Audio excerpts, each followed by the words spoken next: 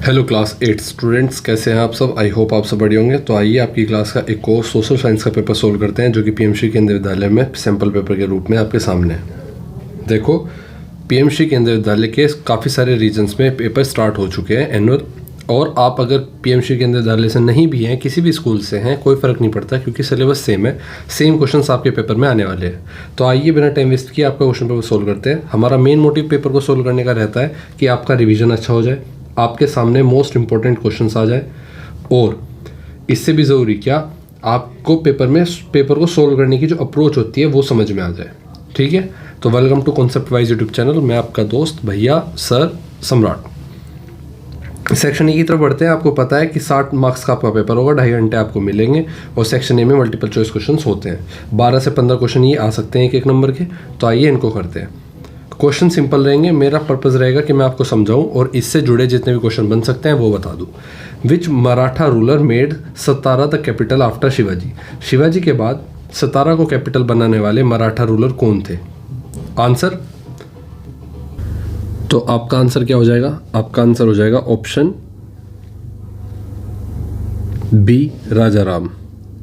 तो देखो यहाँ पर क्या कहा गया है, जब after the fall of Raigad to the Mughals, मतलब रायगढ़ जब बेसिकली मुगलों ने रायगढ़ किले पर कब्जा कर लिया था, तब शिवाजी के छोटे बेटे राजा राम वहाँ से निकल गए थे और उन्हें सतारा को नई राजधानी बना दिया था।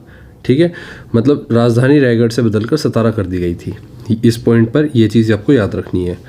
क्वेश्चन नंबर 2 पर देखते हैं। Which act transferred power from the East India Company to the British Crown. मतलब कौन से एक्ट ने जो पावर थी, मतलब पावर किसके पास थी? ईस्ट इंडिया कंपनी के पास थी। पावर ईस्ट इंडिया कंपनी से कहाँ चली गई थी? ब्रिटिश क्राउन के पास। तो ये किस एक्ट के बाद हुआ, ये आपको बताना है। तो वो कौन सा एक्ट था? Government of India Act 1858। क्लियर, Government of India Act 1858, option B आपका बिल्कुल सही होगा। अच्छा, इसमें क्या हुआ था? ये कहता है कि 1857 के विद्रोह के बाद अंग्रेजों की संसद ने यह कानून बनाया था। इससे ईस्ट इंडिया कंपनी का शासन खत्म हुआ और भारत सीधे ब्रिटिश सरकार के नियंत्रण में आ गया था। क्लियर, ऑप्शन बी बिल्कुल सही होगा। क्वेश्चन 3 पर चलते हैं। 3 आपसे पूछता है कि which of the following is the minimum age to become a member of the Lok Sabha. मतलब लोकसभा का मेंबर बनने के लिए मिनिमम एज कितनी चाहिए? तो ऑप्शन बी बिल्कुल सही होगा, 25 ईयर्स।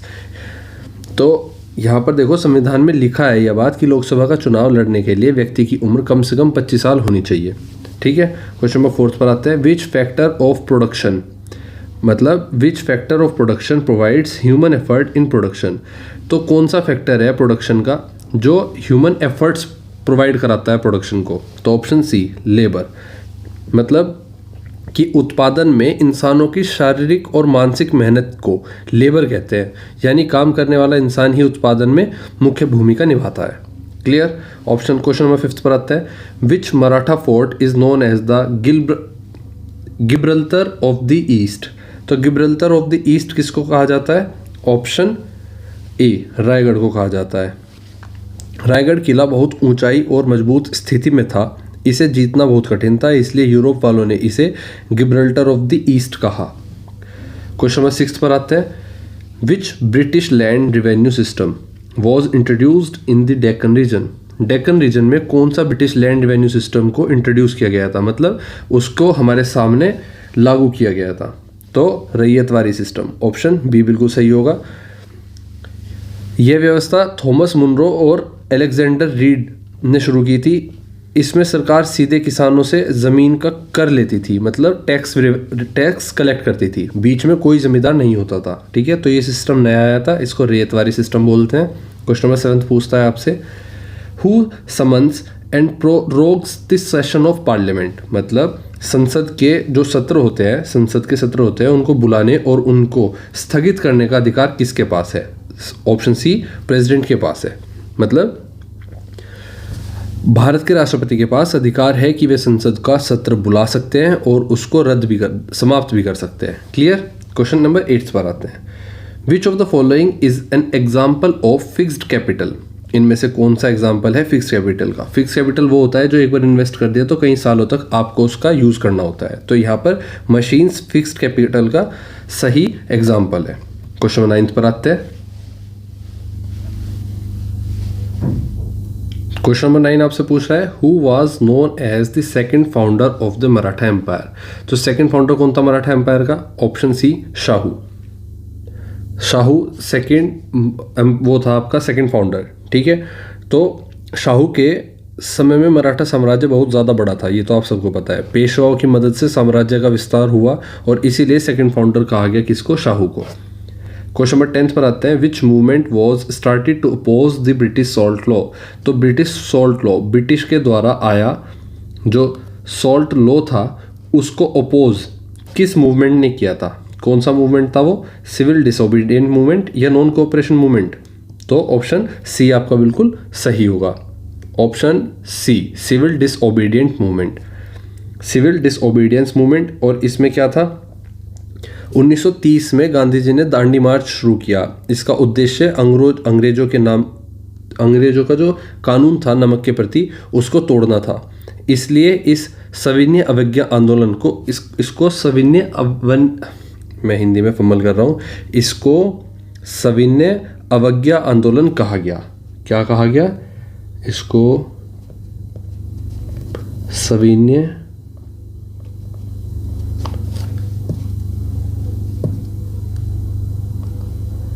अवज्ञा आंदोलन। क्लियर? मतलब civil disobedience movement. Question number 11 पर आते हैं असर्शन और स्टेटमेंट आपके सामने। असर्शन कहता है, जो लाइन असर्शन कहती है वो ट्रू है या फॉल्स है ये आपको बताना है। जो लाइन आर मतलब रीजन वाली कहती है ये आपको बताना है ट्रू है फॉल्स है। और अगर ये लाइन ट्रू है तो आपको बताना है क्या ये सही एक्सप्लेनेशन है ए का, मतलब इसका सही एक्सप्लेनेशन है आर, ये भी बताना है, ठीक है। तो आइए देखते हैं। असर्शन कहता है speaker is an impartial presiding officer of the Lok Sabha. और रीजन क्या है? The speaker does not vote in the house accept in case of tie. Basically यहाँ पर बात की गई है कि लोकसभा के स्पीकर निष्पक्ष रहते हैं, कोई पक्षपात नहीं करते, वे सामान्य स्थिति में वोट नहीं देते, लेकिन जब बराबरी हो जाए तो वो वोट करते हैं ताकि पक्षपात न हो, किसी एक तरफ न रहे पार्टी। तो यहाँ पर ये दोनों ही ट्रू है और रीज़न करेक्ट एक्सप्लेनेशन दे रहा है। तो ऑप्शन क्या लगाएंगे हम? ए लगाएंगे। Both A and R correct, true and R is the correct explanation of A. Question number 12 पर चलते हैं। 12th क्वेश्चन कहता है असर्शन आपका है कि labour is called an active factor of production. Labour को क्या कहा जाता है? श्रम को उत्पादन का सक्रिय कारक कहा जाता है। रीजन क्या है इसके पीछे? Labour applies physical and mental effort in production. तो क्या ये अपने आप में सही बात है? ये बात बिल्कुल सही है। देखो, जमीन और पूंजी खुद काम नहीं करती, इंसान की मेहनत ज़रूरी होती है उसमें काम करने के लिए, इसलिए लेबर को एक्टिव फैक्टर कहा जाता है। ये एक एक्टिव फैक्टर है, तो ऑप्शन ए बिल्कुल सही होगा। Both A and R true, both A and R R true, R is the correct explanation of A. Question number 13 पर आते हैं। Very short answer type question आपके सामने है। हर क्वेश्चन 2 नंबर का होगा और इसमें थोड़ा ध्यान देने वाली बात यह है, ना ही आपको ज़्यादा लंबा क्वेश्चन आंसर लिखना है और ना ही ज़्यादा आपको छोटा आंसर लिखना है, ठीक है। अगर 2 चीज़ पूछी गई है 2 बतानी होंगी, 2 के 2 नंबर मिल जाएंगे। अगर एक सेंटेंस में पूछा है तो एक सेंटेंस आपको कंप्लीट करना होगा। क्वेश्चन 13 पूछता है आपसे, right any 2 duties of the Maratha revenue officers. तो मराठा राजस्व के अधिकारियों के कोई 2 कर्तव्य लिखिए। कौन से 2 कर्तव्य लिखेंगे आप? देखो, मराठा राजस्व अधिकारी ज़मीन की माप भी करता था, मतलब सर्वे करता था, ताकि सही तरीके से पता चल सके कि कितनी फसल होती है। वे किसानों से जो टैक्स वसूल करते थे, जैसे चौथ और सरदेश मुखी नाम के टैक्स थे, वसूल करते थे और गांव स्तर पर रिकॉर्ड भी रखते थे। यानी उनका काम ज़मीन मापने का और टैक्स लेना और हिसाब रखने का था। तो इसमें आप क्या क्या लिख दोगे? तो इसमें आप प्रॉपर आंसर लिखोगे।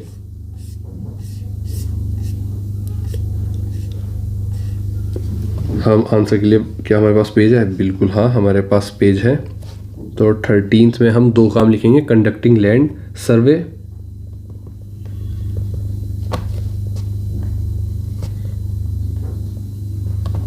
ठीक है। किस लिए? टू एस्टिमेट लगाने के लिए कि एग्रीकल्चरल प्रोडक्शन कितना है। एस्टिमेट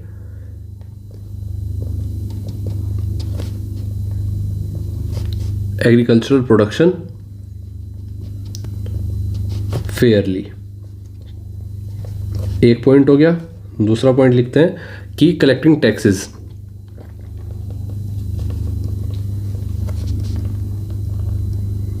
जैसे कि आपको बताया टैक्सेस के किस तरह के नाम थे, चौथ एंड सरदेशमुखी।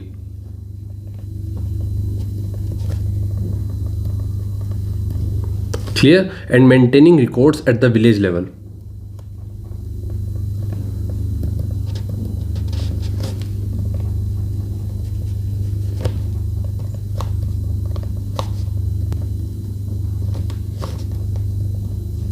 क्लियर? ये दो पॉइंट आप साफ साफ लिखेंगे। क्वेश्चन नंबर 14 पर आते हैं। 14th क्वेश्चन आता है आपसे, right any to effects of British land revenue system on Indian peasants. तो भारतीय किसानों के ऊपर जो ब्रिटिश लैंड रेवेन्यू सिस्टम था, ब्रिटिश का जो कर वसूली का प्रणाली थी, भू राजस्व प्रणालियों का क्या असर पड़ता था वो आपको बताना है। ठीक है? तो बेसिकली अंग्रेज बहुत ज़्यादा नकद मतलब कैश में लेते थे टैक्सेस। ठीक है? इससे किसानों पर बोझ बढ़ गया था और भयानक अकाल पड़ने लगा, जैसे बंगाल का अकाल पड़ा था। कई किसान कर्ज में डूब गए, ज़मीन खो बैठे और बहुत गरीब हो गए थे। तो ये इनका क्या पड़ रहा था, ब्रिटिश लैंड रेवेन्यू का इफेक्ट पड़ रहा था, जो मैंने आपको बताया। लिखेंगे कैसे? लिखेंगे कुछ इस प्रकार से। 14th का पार्ट्स में लिखते हैं। ठीक है? दो पार्ट बताने, एक तो हार्श टैक्स, किस तरह का tax, cash tax, cash tax demands,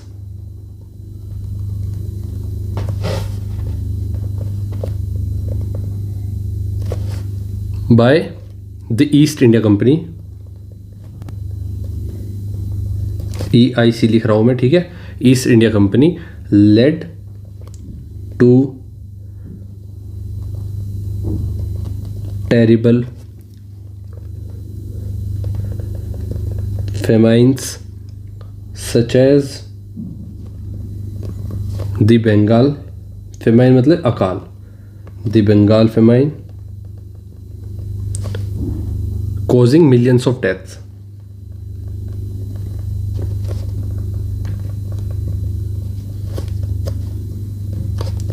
तो एक तो ये पड़ रहा था असर। दूसरी तरह से आप लिख सकते हैं कि many peasant loss their lands, किसान, many peasant loss their land and, और कब loss their land to moneylenders, ज़मीन के ठेकेदारों पर, टू जो पैसे देते थे ना उन ठेकेदारों पर, उन्होंने अपने पैसे गिरवी रखकर कैसे भी उनके लैंड खो दिए।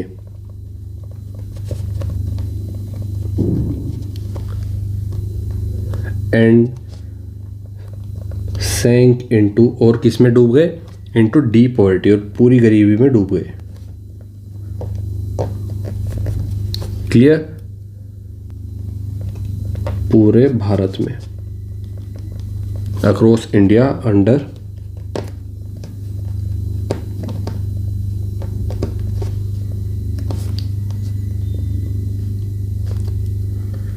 प्रोग्रेसिव, कहाँ ओप्रेसिव होगा यहाँ तो, अंडर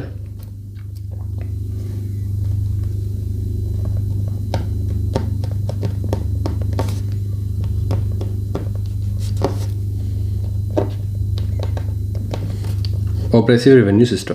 क्लियर? ये आपने किसका लिखा आंसर? ये आपने 14 के 2 पॉइंट लिख दिए, 2 इफेक्ट्स लिख दिए जो कि भारत के किसानों पर हो रहे थे ब्रिटिश लैंड रेवेन्यू सिस्टम के।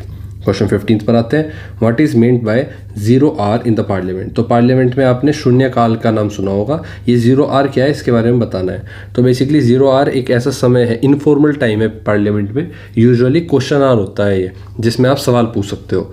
तो आप लिखेंगे कि 0 hour is an informal time in parliament। Informal time होता है जिसके अंदर क्या करते हैं, usually following question hours, usually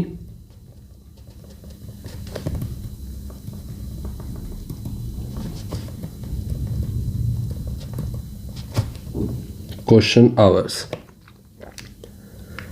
एक ही घंटा होता है question hour, where member can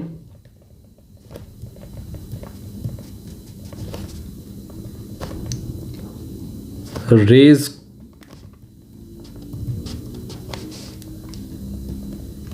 matters of urgent public importance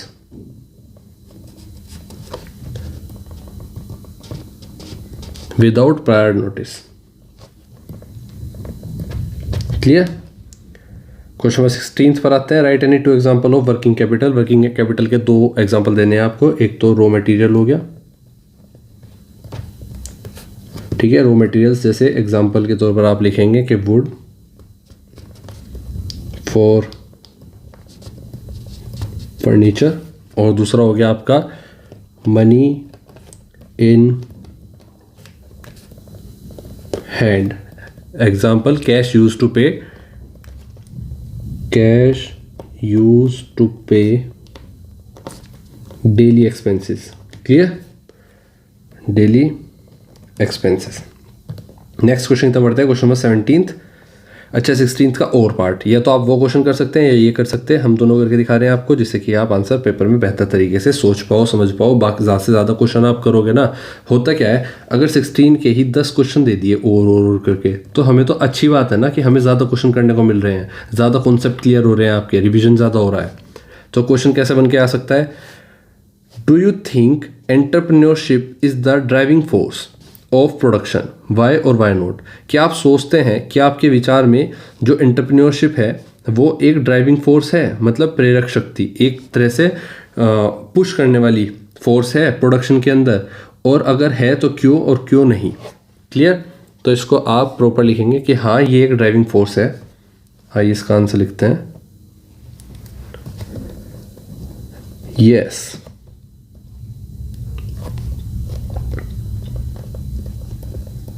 Entrepreneurship is the driving force of production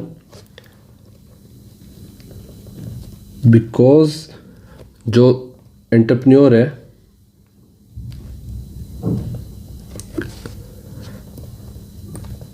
brings together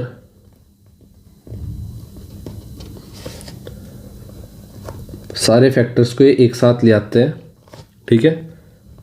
factors of production जैसे लैंड, लेबर एंड कैपिटल। और फिर क्या करते हैं, फिर डिसाइड करते हैं कि क्या बनाना चाहिए, what to produce.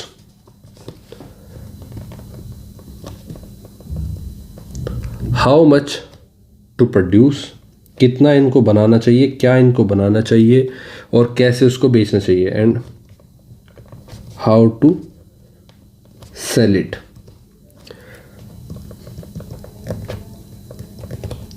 Without entrepreneurship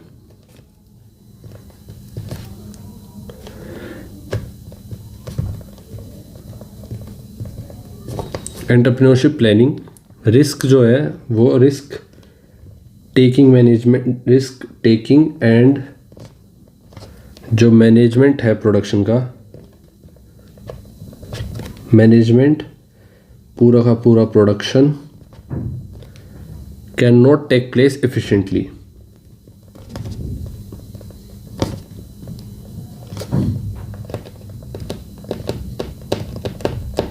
clear. Next question की तरफ बढ़ते हैं। सेक्शन सी आपके सामने, शॉर्ट आंसर टाइप क्वेश्चंस आपके सामने आ रहे हैं।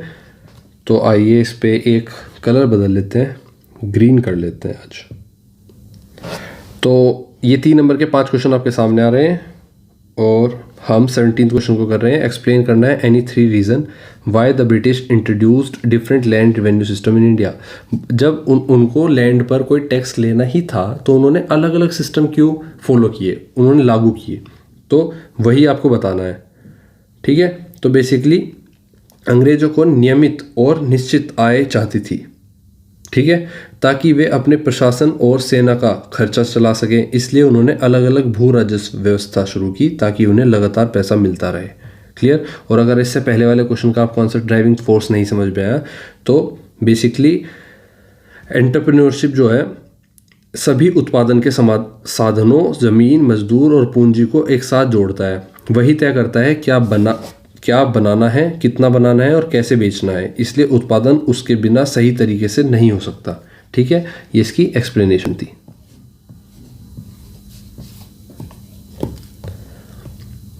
अब करते हैं अपने 17th का आंसर देते हैं यहाँ पर।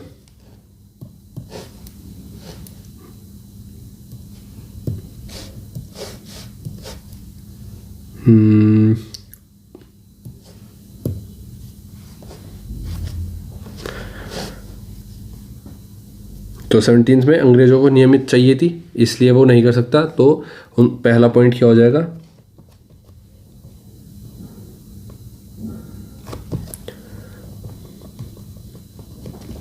Fixed income. इसमें आप लिख सकते हो टू एंश्योर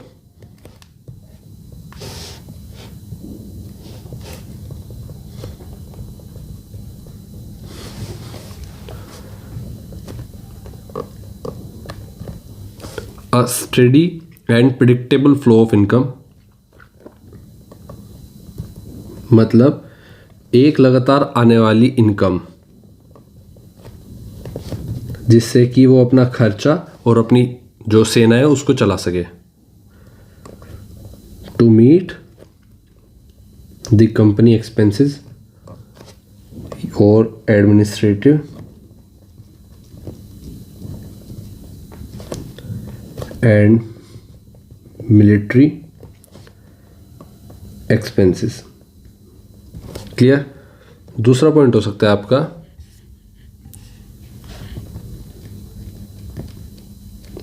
रिसोर्स एक्सट्रैक्शन, अपनी सुविधा और अपने रिसोर्सेज बढ़ा देना, जिसमें क्या लिख सकते हो, to encourage the production of commercial crops जैसे कि like indigo और कॉटन। किस लिए, फॉर एक्सपोर्ट, जिससे कि वो अपने देश ब्रिटिश भेज सके, टू ब्रिटिश इंडस्ट्रीज़, और फिर वहाँ से नया प्रोडक्ट बन के वो वापस से हमारे यहाँ पर बेच सके, जिससे उनको बहुत प्रॉफिट होता था और उनका काम चलता था। तीसरा पॉइंट कर सकते हैं आप एडमिनिस्ट्रेटिव ईज़।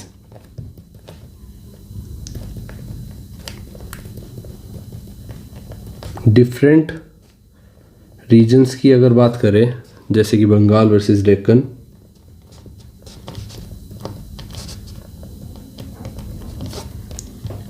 इनके पास क्या था, है different existing land holding pattern.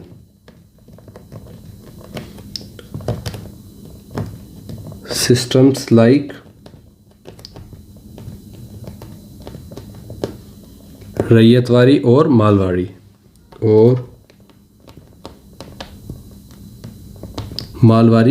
जो कि अडेप्ट किया गया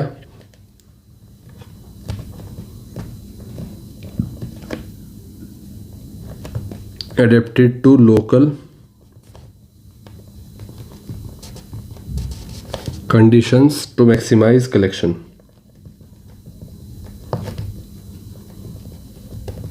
क्लियर। क्वेश्चन में 18th पर आते हैं। 18th क्वेश्चन पूछता है डिस्क्राइब करो 3 एडमिनिस्ट्रेटिव फीचर्स को of the Maratha system of governance. Maratha के गवर्नेंस के सिस्टम के 3 एडमिनिस्ट्रेटिव फीचर बताओ। ठीक है, जो कि प्रशासनिक व्यवस्थाएं थी वो बतानी है मराठा शासन व्यवस्था की। कौन सी 3 हो सकती हैं? एक तो कि सिविल एडमिनिस्ट्रेशन जो था सेंट्रलाइज था, सेंट्रलाइज्ड सिविल एडमिनिस्ट्रेटिव। ठीक है, दूसरा जो प्रधान मंडल थी वो थी काउंसिल ऑफ 8 मिनिस्टर, अष्ट प्रधान मंडला, अष्ट प्रधान मंडला। ये एक ऐसी मंडली थी 8 लोगों की जिसमें हर एक अलग अलग एरिया को, जैसे फाइनेंस को अलग, रिवेन्यू को अलग, जस्टिस को अलग, इंटेलिजेंस को अलग, आर्मी को अलग इंसान संभालता था और इंश्योर करता था कि ये गवर्नेंस एफिशिएंट हो, इफेक्टिव हो। ठीक है, और तीसरा पॉइंट ये आप खुद लिखेंगे जो मैं बता रहा हूँ, टैक्स सिस्टम। तो टैक्स सिस्टम में क्या, मराठा एम्पायर कलेक्ट करता था चौथ और सरदेशमुखी फ्रॉम जो टेरिटरीज थी outside direct control in exchange for protection. Clear. अगर बात करें एनालाइज करो how geography guided Maratha military strategy and state formation. तो विश्लेषण कीजिए कि भूगोल जो ज्योग्राफी है उसने मराठा सैन्य रणनीति और राज्य निर्माण को किस प्रकार दिशा दी। तो भूगोल का बहुत बड़ा मतलब ज्योग्राफी का, लोकेशन का बहुत बड़ा रोल था इनकी मिलिट्री स्ट्रेटेजी में। वो कैसे था आइए देखते हैं। देखो पहले तो इनके आसपास माउंटेन और फोर्ट्स थे, उन पर इनको चढ़कर लड़ना आता था, माउंटेन्स एंड फोर्ट्स जिस पर कह सकते हो आप। तो बेसिकली 3 काम हैं ऐसे, 3 चीज़ें हैं ऐसी जिनसे ज्योग्राफी की अलग अलग चीज़ दिखाती हैं कि कैसे मराठा की मिलिट्री को स्ट्रेटेजी बनाने में बहुत मदद मिलती थी और स्टेट फॉर्मेशन में भी। जैसे माउंटेन और फोर्ट्स की अगर बात करें हम, तो हिली टेरेस जो थे, छोटी छोटी पहाड़ियाँ होती हैं, वो हेल्प करती थी मराठा को स्ट्रॉन्ग हिल फोर्ट्स बनाने में, कंट्रोल करने में, रूट को कंट्रोल कर सकते थे वो। अगर यहाँ पर पहाड़ियाँ हैं दोनों तरफ तो इस रूट को यहाँ पर ब्लॉक कर सकते थे, आगे कोई नहीं जा सकता। यूज़ करते थे guerrilla warfare effectively. Guerrilla warfare के लिए बहुत मराठास क्या थे, फेमस थे, क्योंकि ये छोटी छोटी पहाड़ियों पर ऊपर चढ़कर लटक कर लड़ सकते थे, भाग सकते थे। दूसरा जो दूर से आया आक्रमण करता था वो वहाँ पर वैसे गोरिल्ला वॉरफेयर की तरह नहीं लड़ पाता था। कोस्ट लाइन की अगर बात करें, एक तरफ वेस्ट कोस्ट था इनकी जो पावरफुल नेवी को इनेबल कर देता था। एक तरह से कह लो सबके पास नेवी नहीं होती, लेकिन इनके पास कोस्ट लाइन थी इसलिए इनके पास नेवी भी थी और कोस्टल फोर्ट्स भी थे। कोस्ट पे जो बने हुए फोर्ट्स थे, किले थे, कंट्रोल करते थे maritime trade against European power जो आती थी उनके अगेंस्ट भी काम करते थे। वहीं बात करें स्टेट फॉर्मेशन की, जो माउंटेन था वो डिफेंस सिस्टम काम करता था। माउंटेन्स की रेंज क्या थी, इनके डिफेंस सिस्टम को रोकती थी सामने वाले आक्रमणकारियों को, और कोस्ट करता था इनको इकोनॉमिक स्ट्रेंथ, मतलब वहाँ से मराठा एम्पायर जो था वो एक तरह से ग्रो करने के लिए वहाँ से ट्रेड कर लेता था। ठीक है, इसलिए ज्योग्राफिकल कंडीशंस बहुत इंपॉर्टेंट रोल प्ले करती है इनकी स्ट्रेटेजी में। क्वेश्चन नंबर 19 की तरफ बढ़ते हैं। State any 3 powers of the Lok Sabha. Lok Sabha की 3 पावर लिख ले। देखो लोकसभा की बहुत सारी पावर्स हैं, लेकिन उनमें से 3 हमें लिखनी है। अब वो 3 कौन सी हो सकती है? पहली हो सकती है फाइनेंशियल पावर।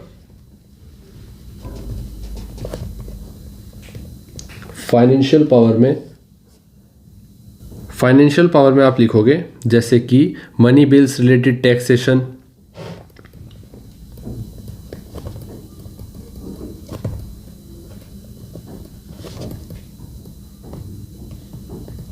ठीक है, और गवर्नमेंट जो स्पेंड करती है, इंट्रोड्यूस करती है, ऑन लोकसभा में ही कर सकती है।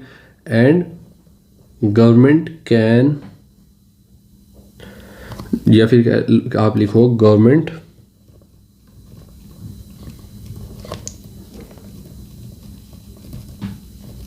Spendings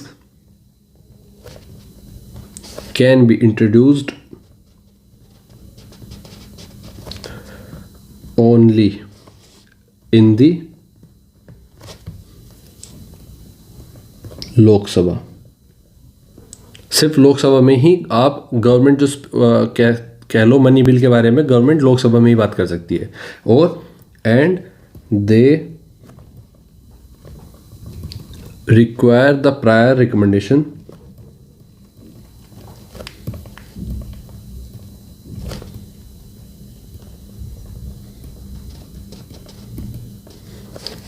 of the President of India।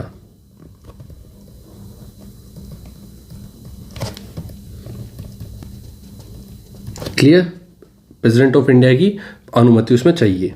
दूसरा पॉइंट आप लिख सकते हो जैसे कंट्रोल ओवर द एग्जीक्यूटिव्स,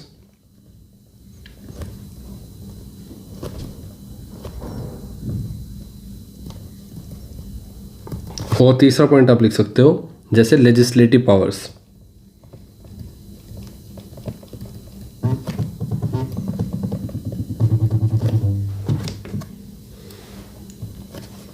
ठीक है, तो कंट्रोल ओवर द एग्जीक्यूटिव क्या है? द काउंसिल ऑफ मिनिस्टर्स जो है, तो क्या हो सकते हैं? एक तो फाइनेंशियल पावर मैंने बताई आपको कि money bills related to taxation,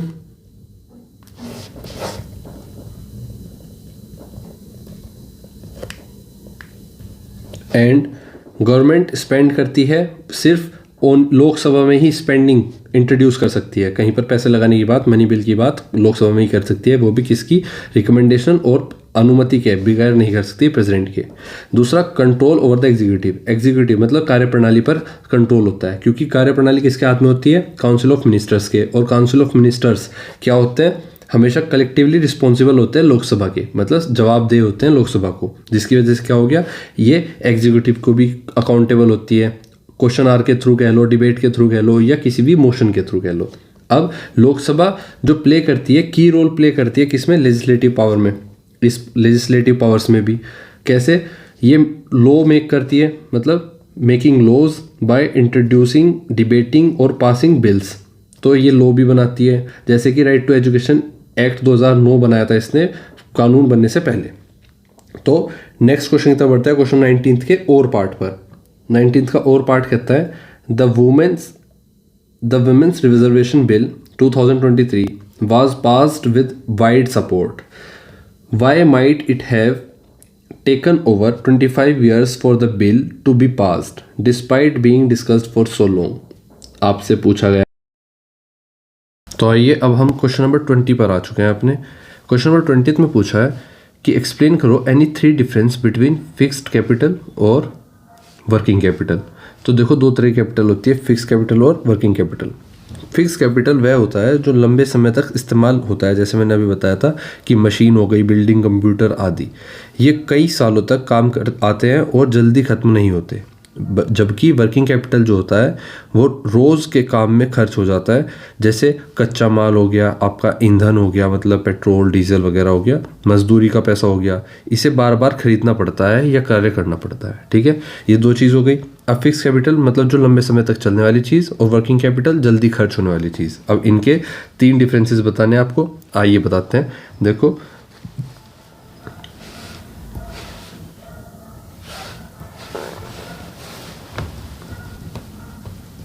differences between fixed and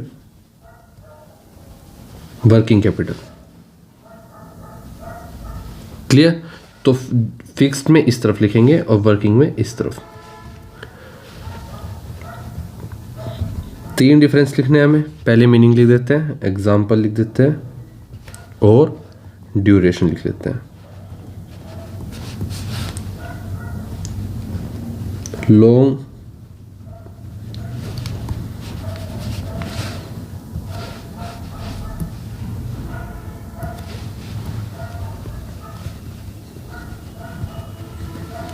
long lasting tools and machines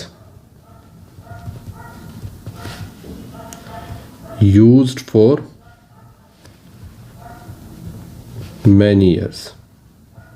clear? लेकिन वहीं बात करें अगर वर्किंग कैपिटल की, रॉ मटेरियल, ये सेम भाषा, सेम मीनिंग लिखेंगे इसकी डेफिनेशन के रूप में।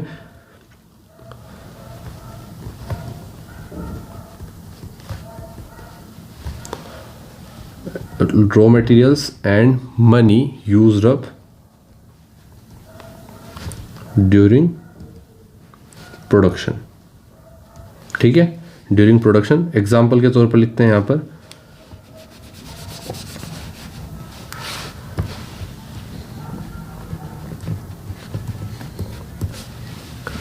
एग्जाम्पल क्या हो गए, जैसे मशीनरी,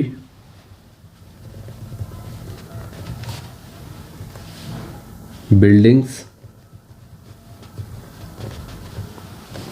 व्हीकल्स एंड कंप्यूटर्स.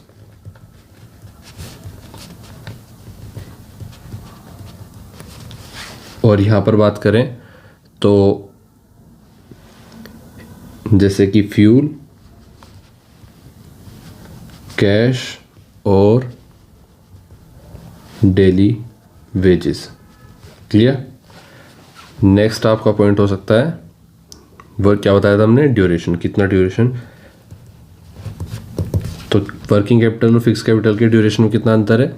देखो ये यूज़ किया जा सकता है लंबे समय तक, used over a long period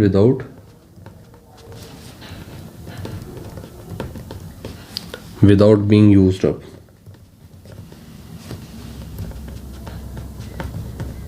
और वहीं बात करें वर्किंग कैपिटल की तो consumed quickly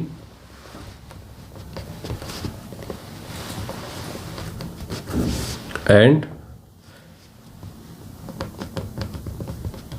must be replaced often.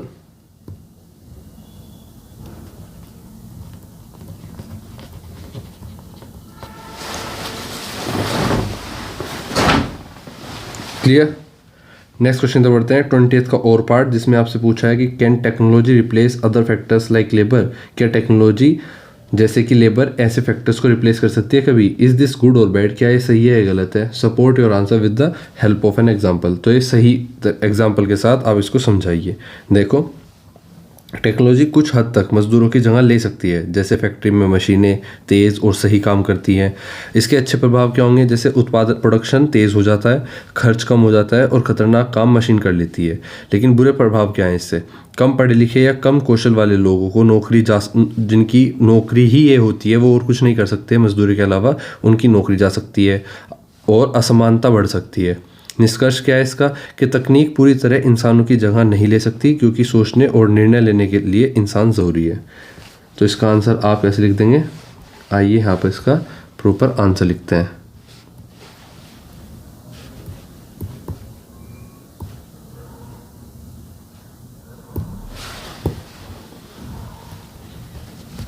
Twenty का और पार्ट.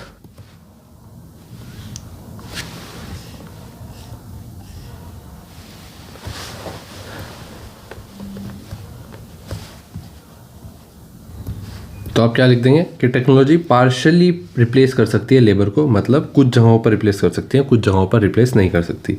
स्पेशली इन इंडस्ट्रीज जहां मशीन या रोबोट तेज़ काम कर सकते हैं और सेफली काम कर सकते हैं, एंड विद फ्यूअर एरर्स, और कम से कम एरर के साथ काम कर सकते हैं. एग्जाम्पल के तौर पर अगर आप फैक्ट्रीज में देखो तो मशीन क्या कर सकती है, असेंबल कर सकती है प्रोडक्ट्स को ऑटोमेटिकली, और रिड्यूस क्या कर सकती है, मैनुअल लेबर को रिड्यूस कर सकती है. ठीक है, तो इस तरह से आप आंसर लिख सकते हो. इसके बाद गुड इफेक्ट्स और बैड इफेक्ट्स देखते हैं.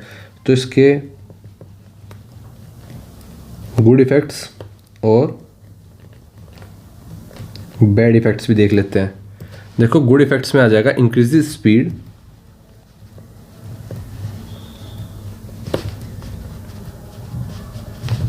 और एफिशिएंसी ऑफ प्रोडक्शन.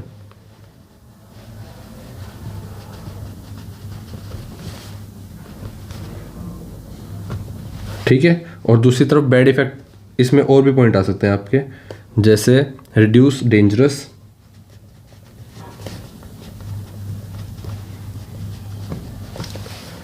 और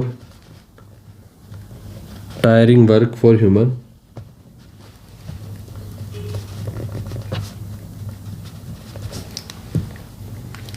और आ सकते हैं लोअर प्रोडक्शन कॉस्ट, प्रोडक्शन का खर्चा कम कर सकता है. क्लियर. वहीं बात करें अगर बैड इफेक्ट की,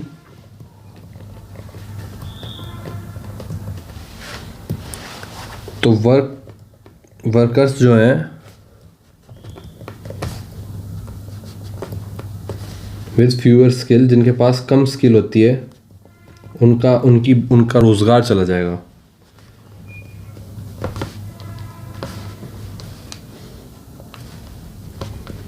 में लूज जॉब्स, और क्या हो जाएगा, इनइक्वालिटी बढ़ जाएगी, increase inequality between skilled and unskilled workers. Clear? ये आप पॉइंट लिखेंगे। नेक्स्ट क्वेश्चन तो बढ़ता है क्वेश्चन नंबर 20 का और पार हमने कर लिया, 20 कर लिया, सारे क्वेश्चन हो गए हमारे। 21 पर आते हैं। डिस्क्राइब करने any 3 effects of British rule on Indian trade and industry. British शासन का भारतीय व्यापार और उद्योग पर कोई 3 प्रभाव लिखने हैं आपको। ठीक है, देखो आपको क्या लिखना है। अंग्रेजों ने भारत के कपड़े पर, जितने भी कपड़े बनते थे, भारी कर लगाया था, टैक्सेस लगा दिए थे जितने भी इंडियन क्लोथ्स बनते थे। ठीक है, जितनी टेक्सटाइल्स का काम था, अपने सामान को बिना रोक टोक भारत में बेचा उन्होंने।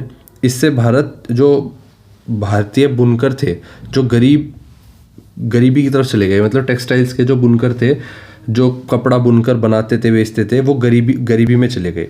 भारतीय उद्योग जैसे लोहा, कागज़ कमज़ोर हो गए क्योंकि ब्रिटिश सामान बाज़ार में भर गए और वो बाहर से लाते थे। ठीक है, भारत को सिर्फ बच्चा मानकर वो इस तरह से खेलते थे जैसे हमारा ही सामान हमें बेच दिया। ठीक है, और कच्चा माल देने वाला और अंग्रेज़ी सामान खरीदने वाला देश बना दिया गया। ठीक है, तो इस तरह से आप लिखेंगे 21 का आंसर। आइए 21 का आंसर लिखते हैं।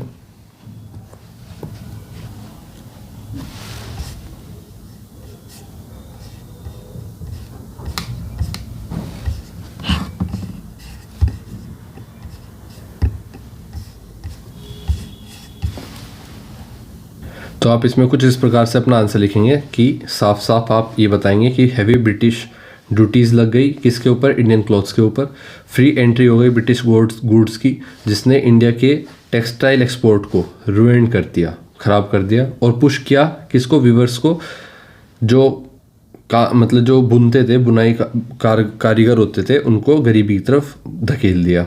इंडिजीनियस इंडस्ट्रीज़ जो थी, जैसे कि आयरन, स्टील, पेपर कोलैप्स्ड हो गई, और British imports flooded the market. और ब्रिटिश के जो गुड थे, ब्रिटिश के वो सारे सामान जो बिकते थे, वो इंपोर्ट हो गए, कहाँ आ गए, मार्केट के अंदर भर गए, जिसकी वजह से इंडिया के शेयर की वर्ल्ड प्रोडक्शन घट गई। ठीक है, उसके बाद India was turn into a supplier of raw material. India से सिर्फ रॉ मटेरियल जाने लगा और ब्रिटिश से सामान बनकर आने लगा मार्केट्स में, जिससे क्या हुआ, लोकल ट्रेड और इंडस्ट्री वीक हो गई हमारे देश की। क्लियर? इसके बाद 21 के बाद सेक्शन डी आता है आपका, केस स्टडी बेस्ड क्वेश्चन आपके सामने। इन क्वेश्चन में पहले आपको दिखाया जाता है कि आपको एक केस दिया जाता है, इस केस के बिहाफ पर आपको आंसर देने होते हैं। बट आपको ये नहीं करना, ये आप केस जो है, पूरा पैसेज जो है बाद में पढ़ेंगे। इससे पहले आप क्वेश्चन पढ़ेंगे। क्वेश्चन में क्या पूछा है, name any one tax mentioned in the passage. Passage में बताए गए किसी एक कर का नाम बताना है आपको। एक कर ढूंढते हैं। अब शुरू से पढ़ना शुरू करते हैं। अगर आप हिंदी में हो तो पढ़ेंगे, मराठा प्रशासन अपनी प्रभावी राजस्व व्यवस्था और स्थानीय शासन के लिए प्रसिद्ध था। राजस्व मुख्य रूप से भूमि से वसूला जाता था और कृषि उत्पादन का आकलन करने के लिए सर्वेक्षण किए जाते थे। अधिकारियों की नियुक्ति की जाती थी ताकि कर वसूली निष्पक्ष हो और किसानों का शोषण न हो। चौथ और स्वदेशमुखी जैसे करों से, देखो 2 नाम दे दिए गए, अब आप इनमें से एक नाम लिख देंगे। ठीक है, तो इस तरह से आप अपना नाम लिखेंगे। तो चौथ और स्वदेशमुखी, चौथ और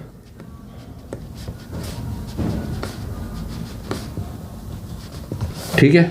नेक्स्ट क्वेश्चन पढ़ेंगे। अब वहीं पर रुक जाएंगे, पैसेज पूरा नहीं पढ़ेंगे, यहीं पर रुक जाएंगे। यहाँ पर आए हम, यहीं तक रुक गए। क्वेश्चन 2 पूछता है आपसे, why were land surveys important for revenue collection. राजस्व संग्रह के लिए भूमि सर्वेक्षण क्यों आवश्यक थे। तो राजस्व सर्वेक्षण के लिए भूमि आरक्षण इसलिए ज़रूरी थे क्योंकि सर्वेक्षण किए जाते थे ताकि अधिकारियों की नियुक्ति की जाती थी, ताकि कर वसूली निष्पक्ष हो और किसानों का शोषण न हो। तो ये लाइन आप याद रखेंगे, कर वसूली हो। देखो इंग्लिश वाले क्या कहाँ ढूंढेंगे इस आंसर को, इंग्लिश वाले लिखेंगे कि village level officer played an important role in maintaining records, collecting taxes and resolving disputes. The Maratha believed in decentralization, which means giving authority to local officials while keeping overall control the central. This balance between the local independence और यहाँ पर officers were appointed to ensure fair collection and prevent exploitation of peasants. तो देखो यहाँ से यहाँ तक का आपका सेकंड का आंसर है। बी का क्या आंसर है?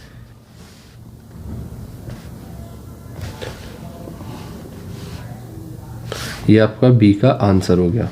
सी पर आते हैं।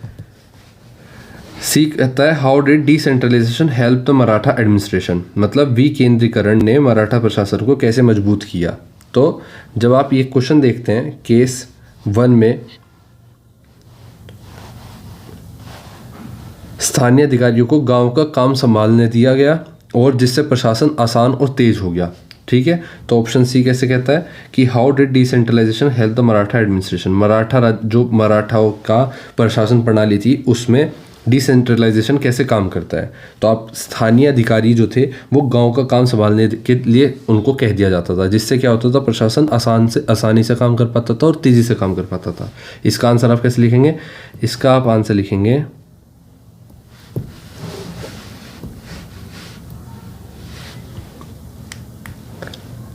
कि decentralisation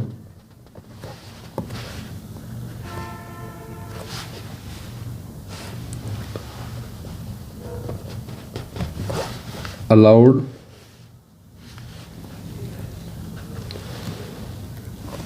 local officials to manage village affairs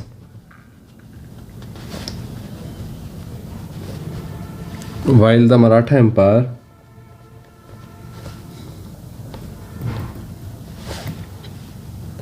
could be Maratha Empire kept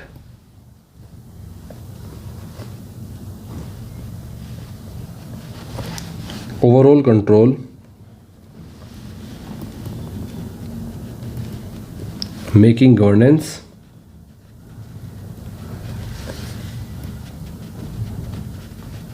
smoother and more efficient.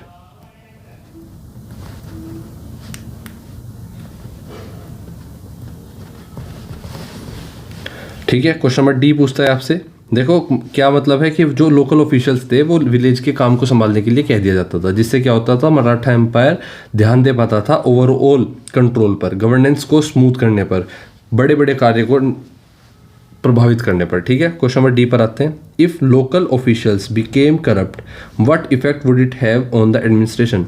अगर वही लोकल ऑफिशियल्स जो पहले सरकार इसने मराठा एम्पायर ने नियुक्त किया था गाँव के सारे काम धाम को देखने के लिए, अगर वही करप्ट हो जाए तो क्या होगा? तो क्या होगा? Revenue collection would become unfair,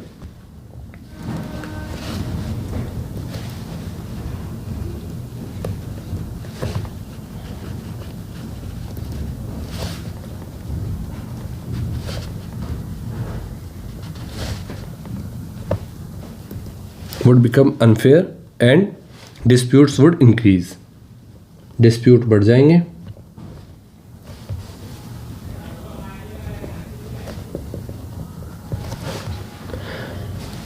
और क्या होगा? And the administration would weaken.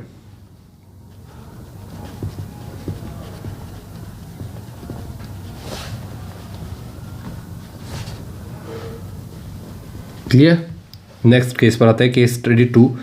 इसमें आपको पैसेज कब पढ़ना है? बाद में पढ़ना है, पहले क्वेश्चंस को पढ़ना है। What role does parliament play between the people and the government.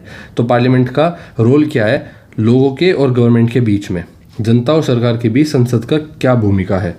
ठीक है, क्या भूमिका निभाती है।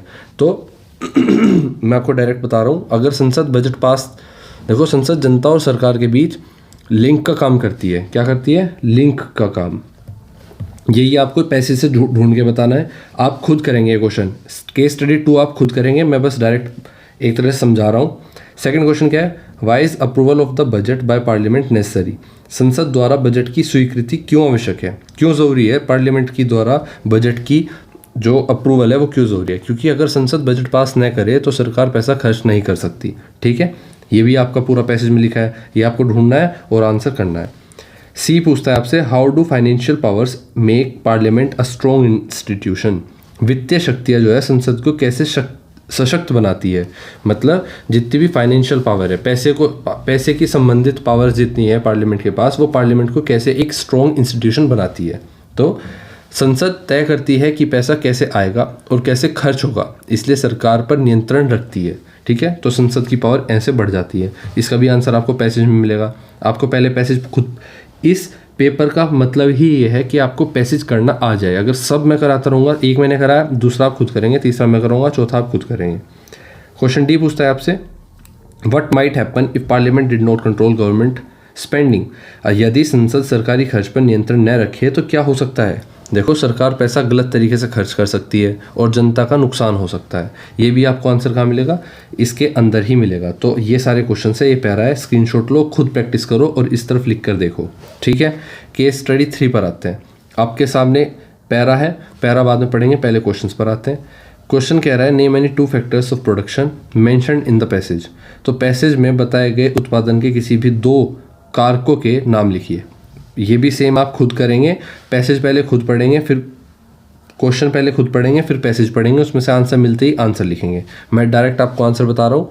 तो देखो, फैक्टर्स क्या है, ज़मीन और मजदूर, मतलब पूंजी और उद्यम में भी इसके आंसर हो सकते हैं। तो केस स्टडी 3 में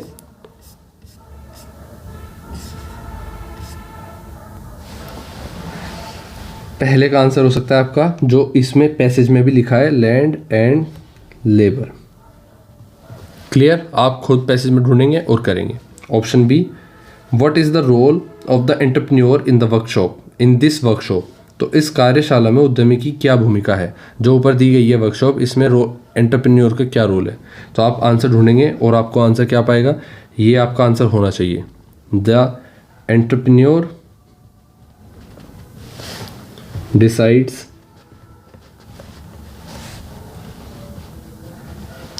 what furniture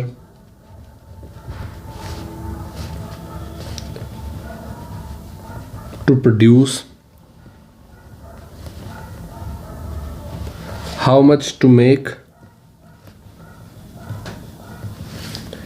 and how to sell it, and manage the entire business.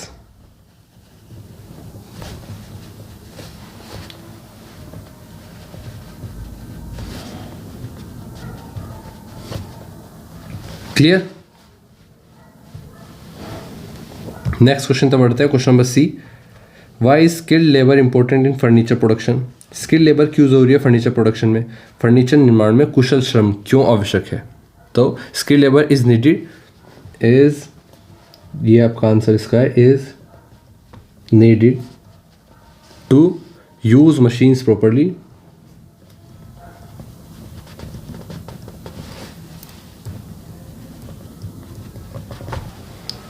and to cut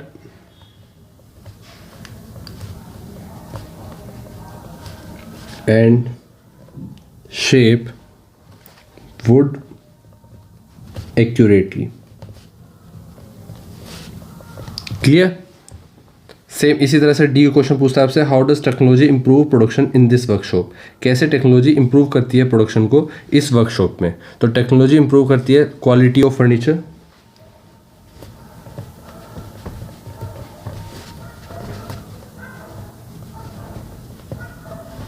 ठीक है, और रिड्यूस करती है टाइम,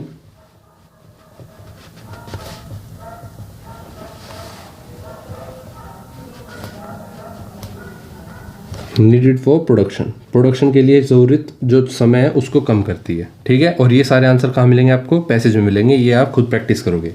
ठीक है, क्वेश्चन सेक्शन ए की तरफ आता है, लॉन्ग आंसर टाइप क्वेश्चन आपके सामने। Question number 22, explain the cause and impact. Cause और इम्पैक्ट मतलब विद्रोह के कारण तथा भारतीय समाज पर उसके प्रभाव की व्याख्या करनी है।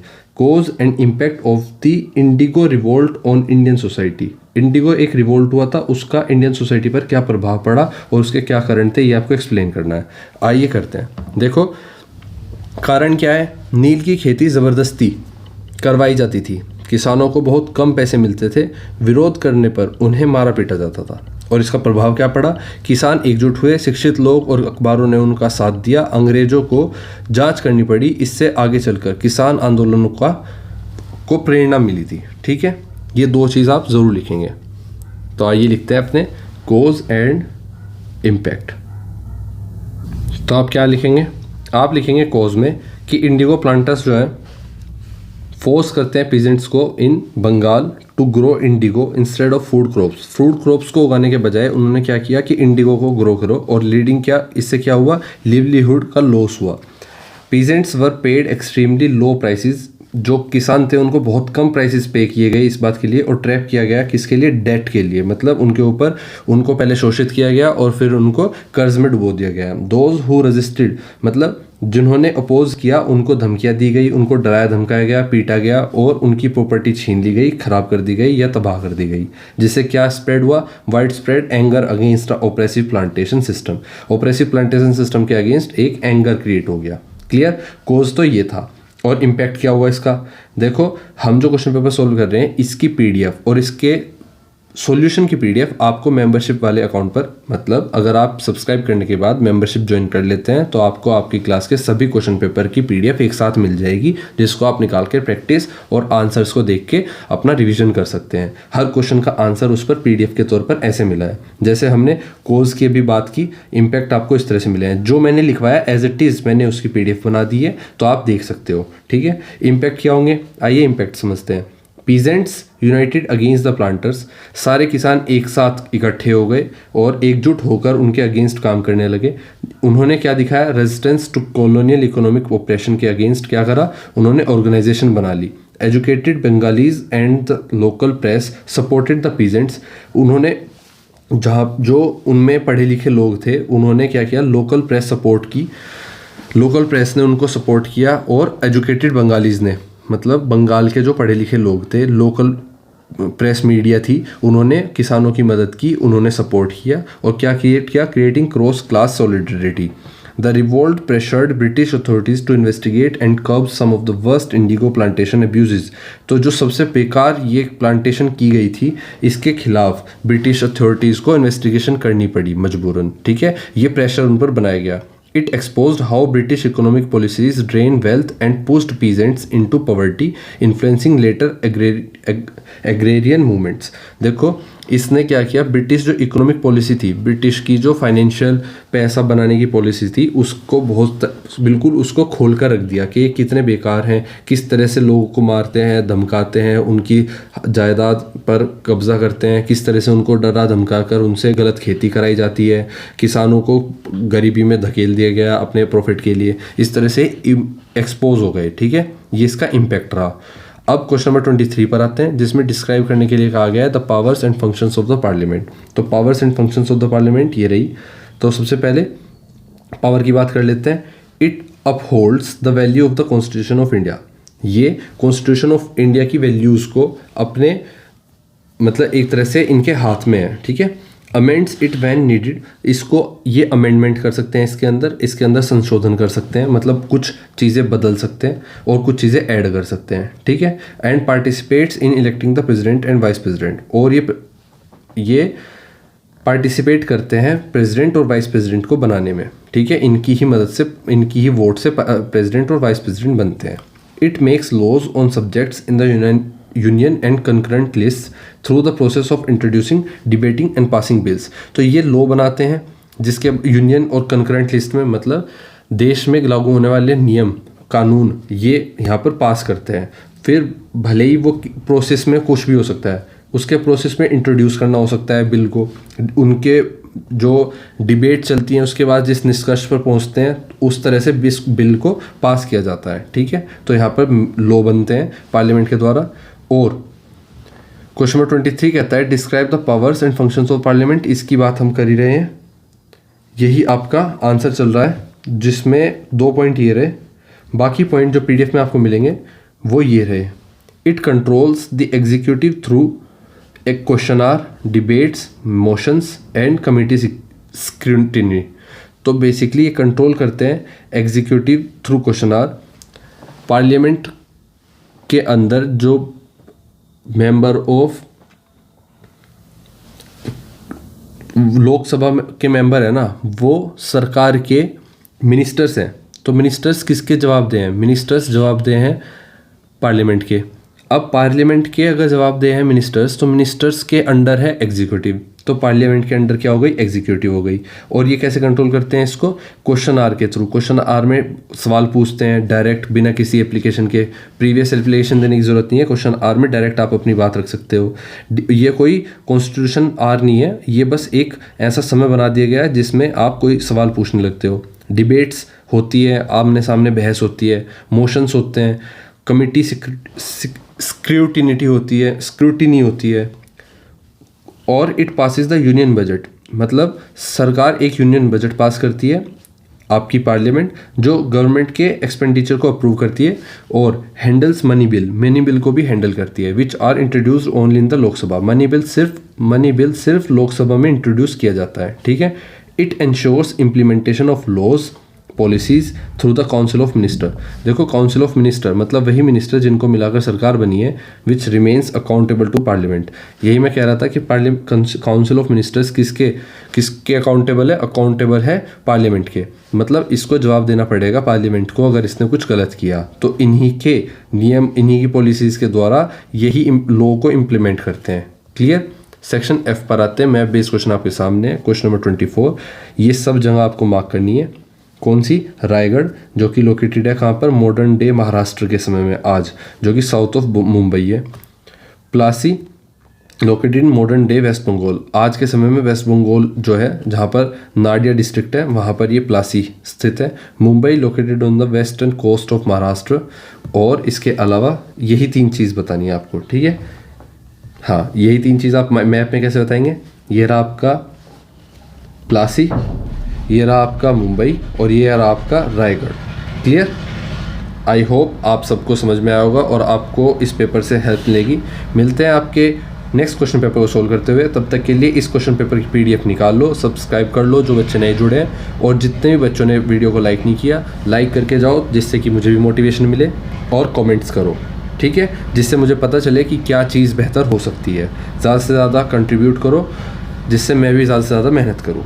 मिलते हैं आपसे आपकी क्लास के नेक्स्ट क्वेश्चन पेपर सोल्व करते हुए। तब तक के लिए बाय बाय दोस्तों, and all the best for your upcoming exams. और हाँ, PDF मेंबरशिप ज्वाइन करने के बाद आपको पोस्ट दिख जाएगी, उसमें सारी PDFs अवेलेबल है। Thank you and bye bye.